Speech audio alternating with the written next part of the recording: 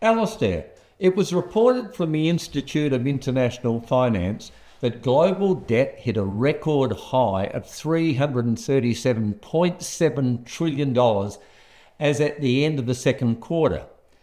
It is a rise of $21 trillion in the first half of the year, and the debt is comparable to the second half of 2020, which of course was the pandemic period.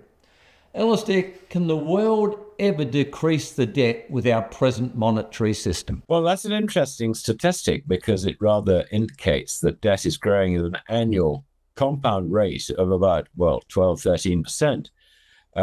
Now, where's the backing for that? It's just not there. It's not sustainable. Yet, the faster debt grows, it compounds up and it gets faster and faster and faster. So, yeah, I mean, this is not sustainable at all. And I really can't see, I can't see it being sustained, I must say. This is all part of the end, I think, of the fiat currency era. That's really what we're seeing. And it's basically the era is being killed by compounding debt. It's worth bearing in mind that this debt is never extinguished. The only thing that can happen is that its value goes down. And that's the key to understanding why it is the purchasing power of currencies in which this debt is denominated will decline. And they could decline quite rapidly as well.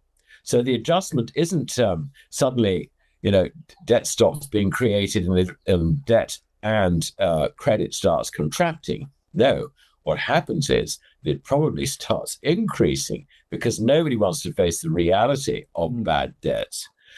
And consequently, the value of that debt takes it on the chin. That's where the adjustment is.